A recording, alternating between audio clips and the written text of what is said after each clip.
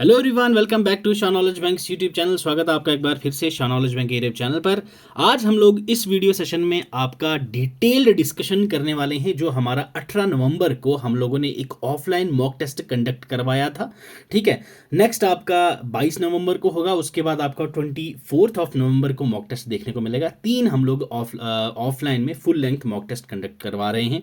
एक ऑलरेडी हम लोग कवर करवा चुके हैं। आज हम लोग ये जो हम लोगों ने कंडक्ट करवाया था Jammu and Kashmir police constable के बच्चों के लिए offline full length mock test 1 जो था, वो हम लोग यहाँ पे आपको डिटेल्ड एनालिसिस के साथ आज डिस्कस करवाने वाले हैं। ठीक है, आज जो हम लोग यहाँ पे डिस्कस करेंगे भाई, तो वो आपका रहने वाला है एक तो आपका जीके एंड करंट अफेयर्स जो आपका है 25 मार्क्स का पोर्शन, ये वाला पोर्शन करेंगे। प्लस आपका GK with special reference to Jammu and Kashmir जो है आपका 10 मार्क्स का पोर्शन हो गया आपके 35 मार्क्स। देन आपका नेक्स्ट 15 मार्क्स का है आपका कंप्यूटर का पोर्शन, हो गया आपके 50 मार्क्स। ठीक है, इस वीडियो सेशन में हम लोग आपके ये 50 मार्क्स डिस्कस करेंगे। कल हम लोग करेंगे आपका एप्टीट्यूड वाला पोर्शन जिसमें आपका 25 मार्क्स में रीजनिंग एंड मैथ्स मिलेगी। उसके साथ साथ आपको 25 नंबर की इंग्लिश जो है वो हम लोग कल डिस्कस करेंगे डिटेल एनालिसिस के साथ। तो चलो वीडियो स्टार्ट करते हैं भाई। और कल हमारा जो 22 नवंबर है, कल भी हमारा मॉक टेस्ट रहने वाला है। जो भी ऑफलाइन आके एग्ज़ाम वाला फील दे के एग्ज़ाम देना चाहते हैं तो वो आ सकते हैं, बिल्कुल हमारे दिए गए नंबर पर कांटेक्ट करके अपनी रजिस्ट्रेशन करवा लीजिएगा। ठीक है, चलो स्टार्ट करते हैं आज का हमारा पहला क्वेश्चन। फर्स्ट क्वेश्चन आपसे पूछा गया है, who was the chairman of the drafting committee of Indian constitution. Indian constitution की जब फॉर्मेशन हुई या फिर मेकिंग हुई, आप इसे कह सकते हैं, तो उस टाइम पे एक ड्राफ्टिंग कमेटी बिठाई गई थी।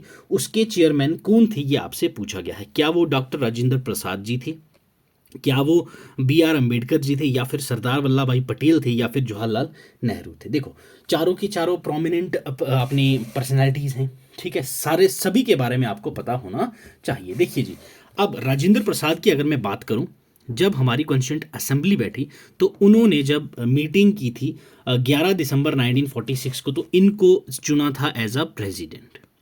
क्लियर, तो ये तो ड्राफ्टिंग कमेटी के हेड नहीं थे भाई। B R Ambedkar, yes, important personality भाई साहब, करेक्ट आंसर हो जाएगा ये हमारा। ये ड्राफ्टिंग कमेटी के क्या थे भाई साहब, हेड थे, head of the drafting committee, जिसे आप चेयरमैन भी कहते हैं। ड्राफ्टिंग कमेटी आप लोगों की कब बिठाई गई भाई, तो वो आपकी बिठाई गई अगस्त 29 को, अगस्त 29 1947। ठीक है, अगस्त 29 1947 को आपकी ड्राफ्टिंग कमेटी बैठाई गई, जो ये कंसिस्ट करते हैं कितने member body, that is 7 member body. Clear, याद रखना है आपने, 7 मेंबर बॉडी थी जिसके हेड कौन थे आपके, B R Ambedkar ji. Clear, याद रखना है। अब यूनियन कॉन्स्टिट्यूशन कमेटी की अगर हम बात करें, उनके चेयरमैन थे आपके जवाहरलाल नेहरू। क्लियर, याद रखना है, ये कमेटी भी इंपॉर्टेंट है।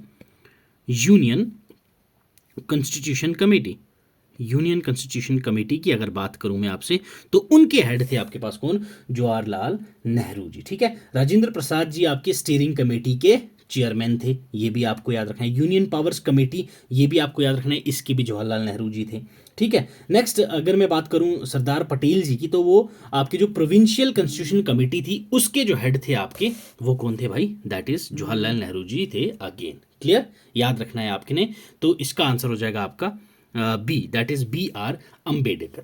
क्लियर, चलो अब चलते हैं अगले सवाल की। और क्वेश्चन सेकंड आपसे पूछा गया है, the constitution of India was adopted by the constituent assembly on. कौन, किस डेट को कॉन्स्टिट्यूंट असेंबली ने जो आपका कॉन्स्टिट्यूशन है वो अडॉप्ट किया। याद रखिएगा, अडॉप्ट पूछा गया है, इम्प्लीमेंशन नहीं पूछी गई है, आपको ये याद रखना है। चलो नेक्स्ट आ जाए, 26 नवंबर 1949, 26 जनवरी 1950, 15 अगस्त 1947, या फिर 26 जनवरी 1949। डेट्स आपको याद रखनी है अच्छे से sir.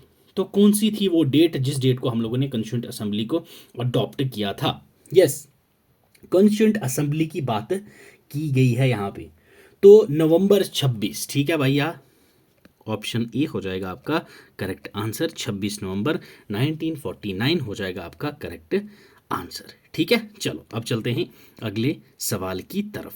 Which article of the Indian constitution deals with the formation of the new states. Yes, new states की फॉर्मेशन के लिए कौन सा आर्टिकल डील करता है आपका? आर्टिकल 1, आर्टिकल 2, आर्टिकल 3, आर्टिकल 3, 1, 5 या 7? यस देखो, जिन बच्चों ने अच्छे से पढ़ी हुई है पॉलिटी उनको तो पता है भाई साहब, यूनियन एंड इट्स टेरिटरी में आपके आर्टिकल 1 से 4 आता है, तो ऑटोमेटिकली आपके ये दो ऑप्शन तो एलिमिनेट हो जाएंगे। अब बच्चों को कंफ्यूजन कहाँ होगी? 1 एंड 3 में। अब 1 भी आपको यहाँ पे ऑटोमेटिकली एलिमिनेट हो जाएगा। क्यों? 1 आर्टिकल में तो सिंपल यूनियन ऑफ स्टेट्स की बात की गई ना, फेडरेशन ऑफ स्टेट्स, ठीक है, तो वो तो आपका फॉर्मेशन ऑफ न्यू स्टेट से बात करेगा नहीं, तो आर्टिकल 3 हो जाएगा। ठीक है, ये क्वेश्चन आपका ऐसे एलिमिनेशन मेथड से भी इजीली हो जाता। क्लियर है? समझ आई? चलो अब चलते हैं अगले सवाल की ओर। Who is regarded as the architect of India's 5 year plans? अब यहाँ बच्चों ने गलती की, बहुत सारे बच्चों ने इस क्वेश्चन में गलती क्या की है। यहाँ पूछा क्या गया है, who is regarded as the architect of India's 5 year plans. यहाँ सभी प्लान्स की बात की गई है, जितने टोटल आपके प्लान्स हुए थे 5 ईयर प्लान्स, उनकी सभी की बात की गई है। यहाँ बच्चे ने, किसी बच्चे ने सोचा हुआ है फर्स्ट 5 ईयर का पूछा हुआ है, कोई सोच रहा है जो आपका 5th 5 ईयर है उसका पूछा गया। अरे भाई साहब, यहाँ सबका पूछा गया आर्किटेक्ट कौन है 5 ईयर प्लान्स का, ओवरऑल पूछा गया था आपसे।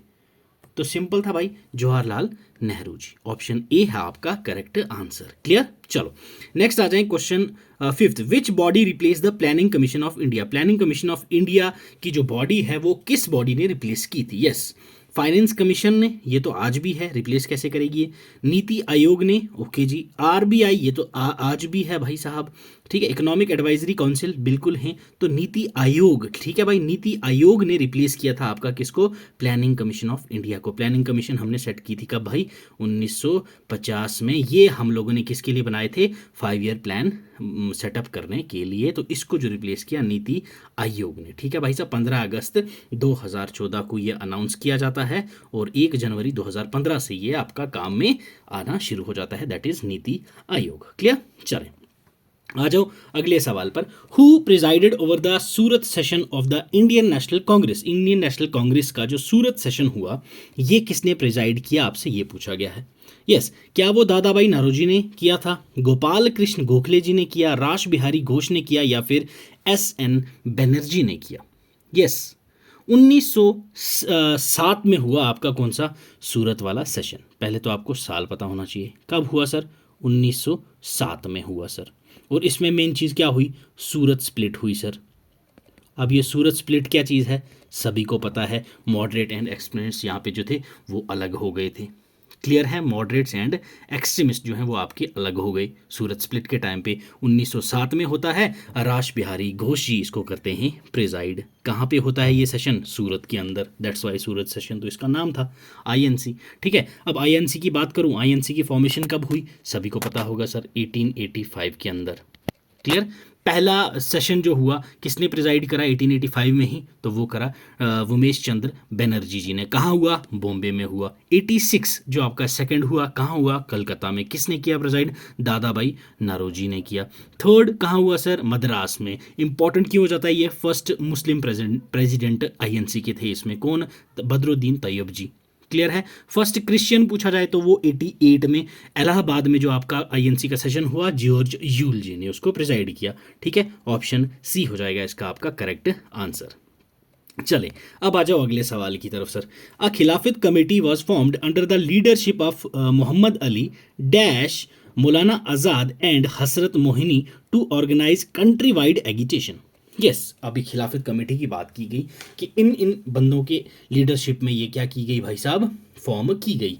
अब एक और बंदा है, उसका नाम आपसे पूछा गया है। क्या वो शौकत अली थे, कुतुबुद्दीन अहमद थे, शमसुद्दीन हुसैन थे, मोहम्मद अली जिन्ना थे? कौन थे वो भाई? तो yes, it's Shaukat Ali ji. Okay, option A हो जाएगा आपका correct answer regarding this question. ठीक है, शौकत अली जी। चलो आ जाओ अगले सवाल पर भाई। Quit India movement, okay, also known as August movement, May movement, July revolution, या फिर नन ऑफ दी अबव?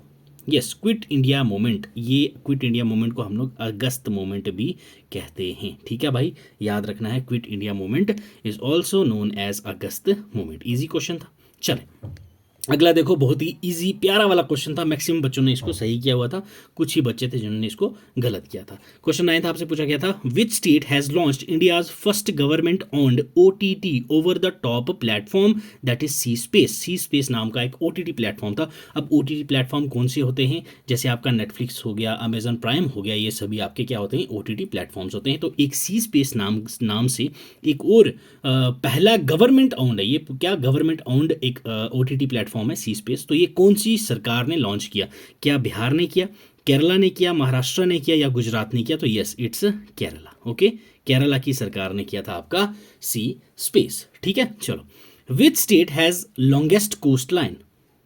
बताओ भाई, आंध्र प्रदेश, तमिलनाडु, गुजरात या फिर Orissa?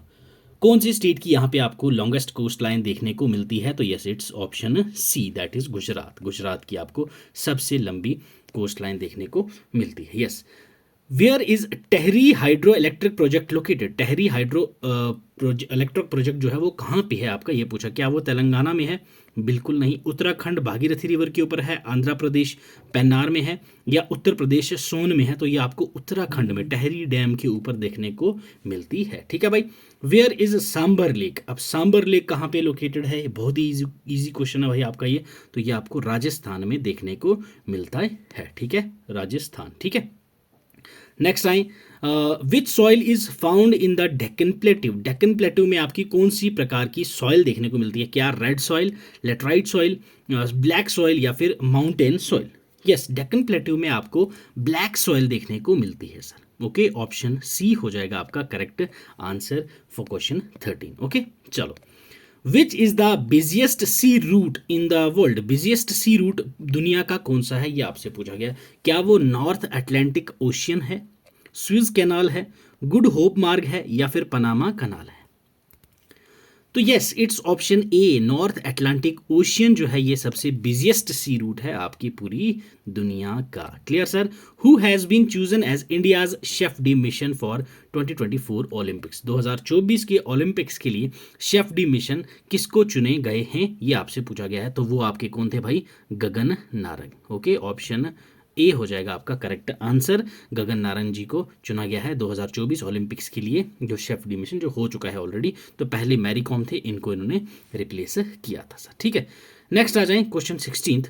Who is the author of the book titled the idea of democracy? Idea of the democracy जो है ये book किसने लिखी है?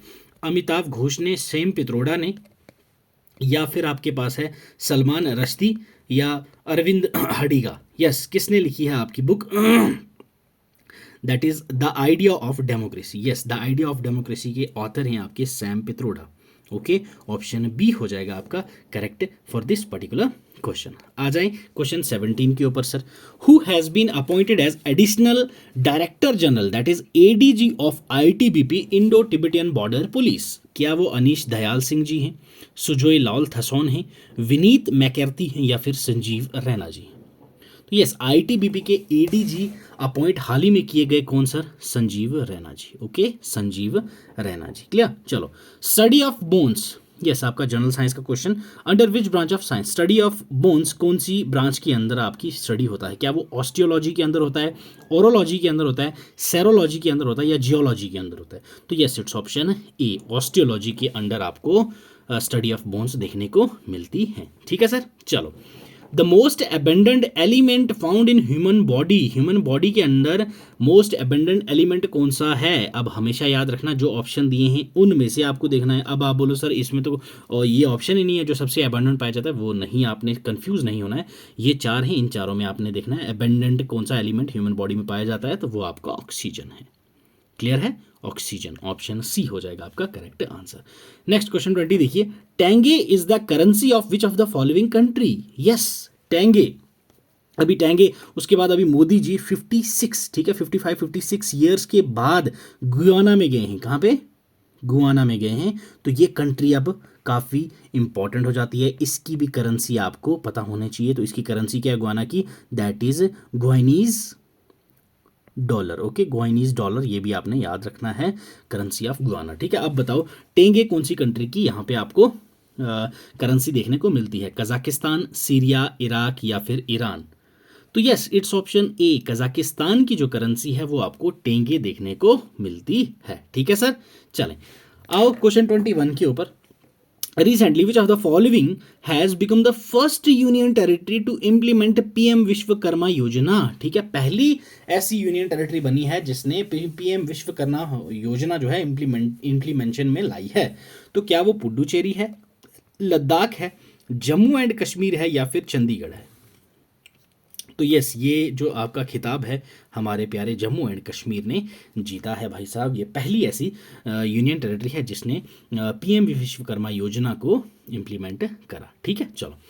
N organ of United Nation organisation, ठीक है, whose decision is binding on all members. ठीक है, इनमें से कौन सा ऑर्गन है जिसका कोई भी डिसीजन हो वो सभी मेंबर्स के ऊपर बाइंड करता है? क्या वो सिक्योरिटी काउंसिल है, क्या इकोनॉमिक एंड सोशल काउंसिल है, या फिर ट्रस्टीशिप काउंसिल है, या फिर आपका इंटरनेशनल कोर्ट ऑफ जस्टिस है? यस, तो yes, it's option A, security council का कोई भी आपका जो डिसीजन है वो बाइंडिंग होता है सभी यूएन मेंबर्स के लिए। क्लियर सर, चलो। Which of the following country is not a member of SAARC? बहुत ही इजी क्वेश्चन था, आई थिंक इससे इजी क्वेश्चन तो कोई हो ही नहीं सकता, क्योंकि सार्क मैंने ट्रिक के साथ आपको याद करवाई हुई थी सर। ठीक है, फिर भी कुछ बच्चों ने यहाँ गलत किया था, चलो कोई बात नहीं। तो यहाँ पूछा गया था नॉट अ मेंबर, मेंबर नहीं है जो, तो वो कौन सा है? Myanmar is not a member of SAARC. Clear है सर, 23 क्वेश्चन आपके हो गए हैं कंप्लीट। चलो। Which is the largest selling English daily in India according to IRS 2012?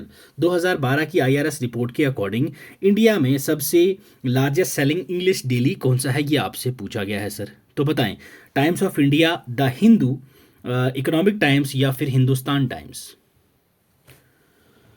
Yes, it's Times of India. Okay, option A हो जाएगा आपका correct answer for this particular question. 25 question पे आ जाओ। Which Indian personality is referred to as the iron lady of India? Iron lady of India किसको रेफर किया जाता है? इंदिरा गांधी जी, सरोजनी नायडू जी, मदर टेरेसा या फिर लता मंगेशकर? किनको कहा जाता है आयरन लेडी ऑफ इंडिया? तो yes, it's Indira Gandhi. Okay, Indira Gandhi ji को कहा जाता है, रेफर किया जाता है as a iron lady of India. तो ये था आपका जीके एंड करंट अफेयर्स का पोर्शन। ठीक है, अब आप लोग मुझे कमेंट में बताएंगे इसमें स्पेसिफिक, इसमें आपका 25 में से क्या स्कोर रहा। ठीक है, तो अब चलते हैं सर हम अपने अगले पोर्शन की, और that is GK with special reference to Jammu and Kashmir. इसके आपके 10 नंबर का ये जो आपका पोर्शन है, जो आपके इसमें टॉपिक्स दे रखे थे, हर एक टॉपिक का मैंने एक एक क्वेश्चन यहाँ आपको दिया हुआ है सर। चलो आ जाओ क्वेश्चन 26, यानी कि GK with special reference to Jammu and Kashmir का क्वेश्चन 1।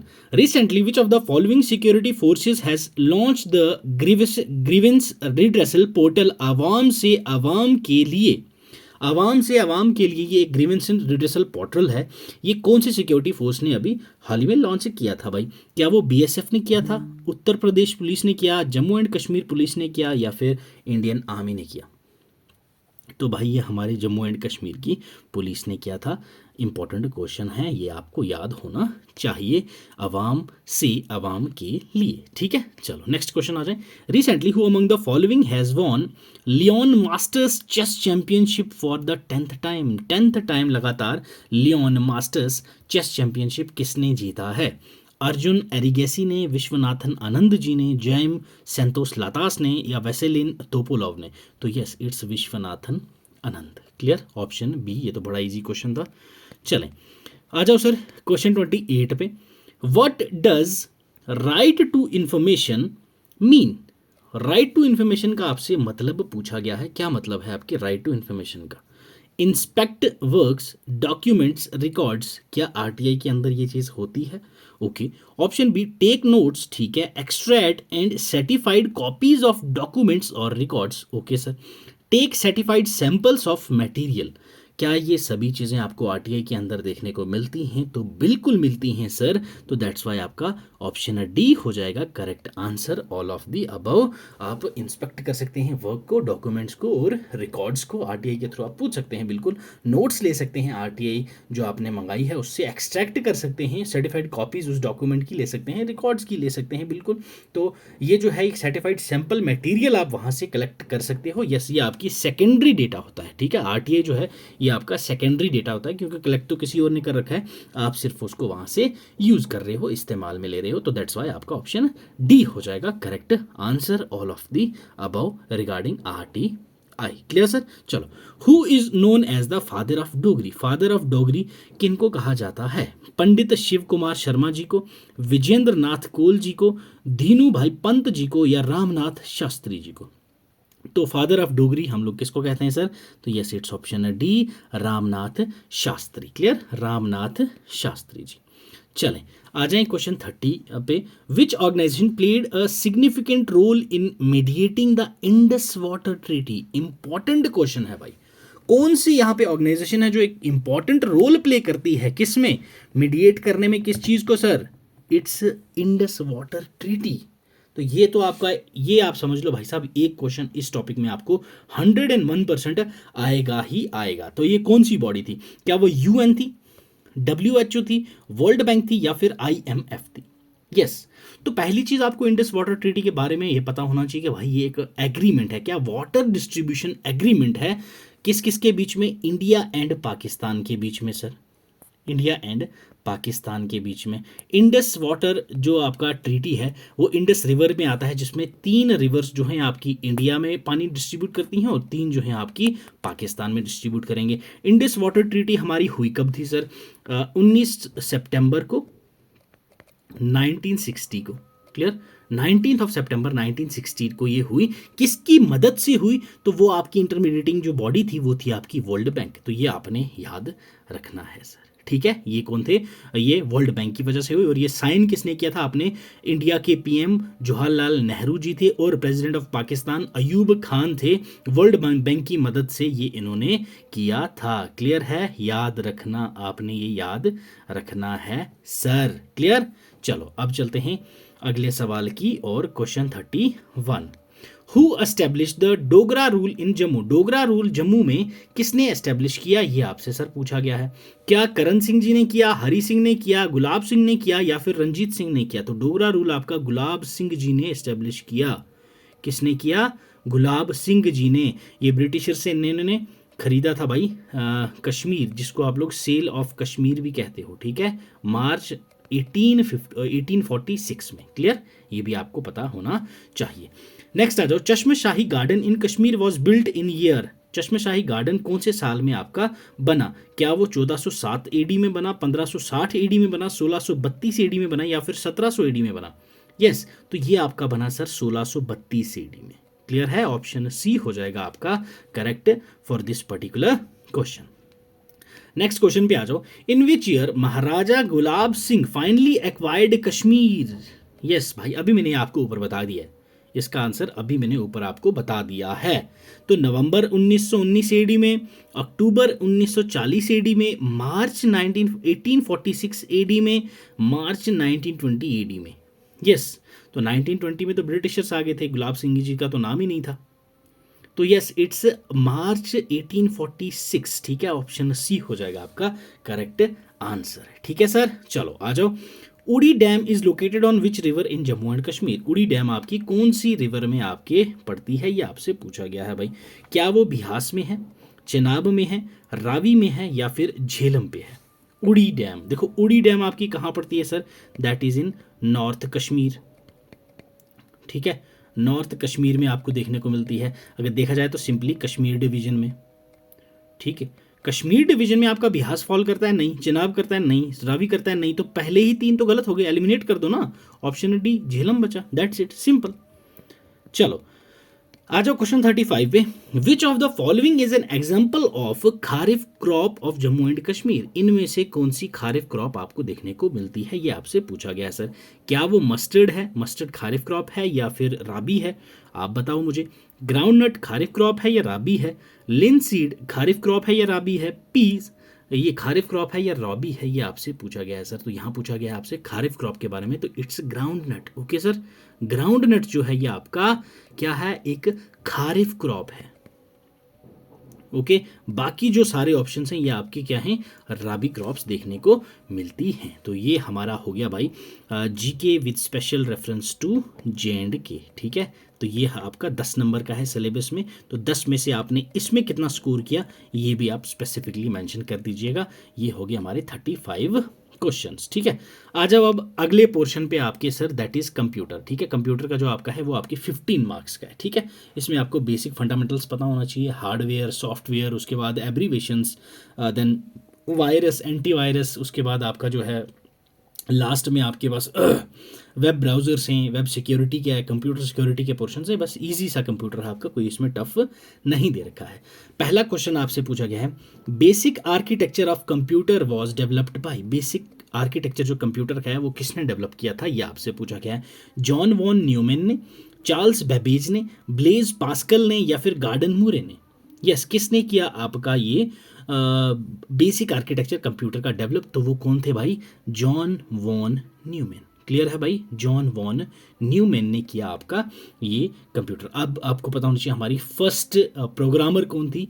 यस, कौन थी, लेडी लवलेस। ओके, ये भी आपने याद रखना है, लेडी एडा लवलेस, ये आपकी फर्स्ट प्रोग्रामर थी कंप्यूटर की। क्लियर, तो जॉन वॉन न्यूमैन ये आपको पता है। चार्ल्स बेबेज, इजी क्वेश्चन है भाई, that is father of computer. आप किसको बोलते हैं, चार्ल्स बेबेज को। क्लियर, चलो, which of the following memory is non volatile. यहाँ पे कौन सी मेमोरी है जो आपको नॉन वोलाटाइल देखने को मिलती है। देखो, S RAM and D RAM दोनों एक ही हैं, ये आपके रैम में आती हैं। ठीक है, तो ये आपको वोलाटाइल नेचर में देखने को मिलती हैं। ओके, नेक्स्ट आपके पास ये ऑल ऑफ दी अबव तो हुआ नहीं, तो ये भी गया, तो आपका बचा रोम। तो इजी था आपका, रोम जो है ये आपका नॉन वोलाटाइल होता है नेचर में।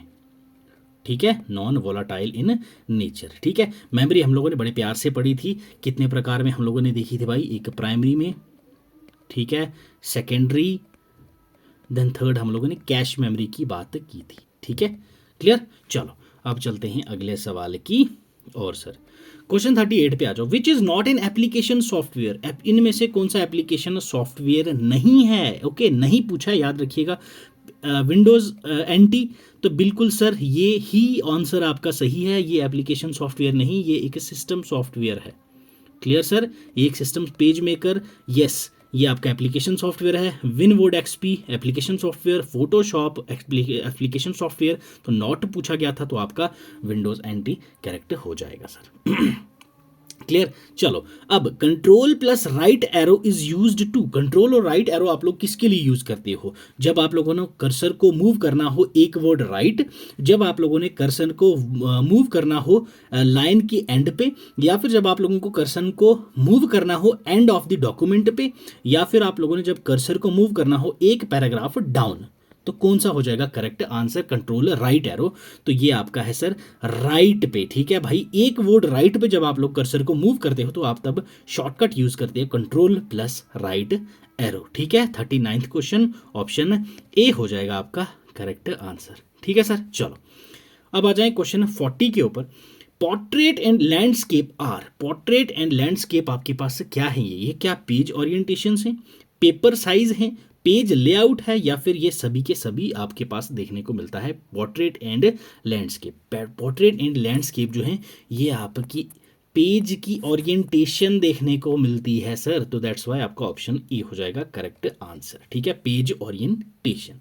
ठीक, easy question 41। I don't think so मुझे पढ़ने की भी जरूरत है, इतना इजी क्वेश्चन है, देख के ही आप लोगों ने कर लिया होगा। The deleted mails can be found in dash folder. तो डिलीटेड मेल्स जो हैं वो आपकी कौन से फोल्डर में आपको देखने को मिलती हैं, तो yes it's option A trash. ठीक है सर, ट्रैश। अब ड्राफ्ट वाली कौन सी होती हैं, जो आपने लिख दी या फिर आपको लगा है आधा अधूरा है, अभी मैं सेव कर देता हूँ, बाद में इसको ऐड करके भेज दूंगा तो वो आपका ड्राफ्ट में सेव हो जाता है। सेंड में आपने जो आप लोगों ने भेज रखी हो मेल्स, इनबॉक्स जो आपको वहां से मेल्स आई होती हैं। ठीक है, तो ऑप्शन ए हो जाएगा करेक्ट 41 क्वेश्चन का सर। ठीक है, comments can be added to cell using, ठीक है भाई साहब, जो आपका एक्सेल के अंदर सेल होता है, स्मॉलेस्ट यूनिट आपका सेल का MS एक्सेल का सेल ही होता है। इसमें आप लोगों ने जब कमेंट्स ऐड करनी है तो कैसे करते हो आप लोग? क्या होम में जाके कमेंट्स में जाके ऐड करते हो, इंसर्ट में जाके कमेंट में ऐड करते हो, डेटा में जाके कमेंट्स जाके ऐड करते हो, या प्रीव्यू में जाके कमेंट्स को ऐड करते हो?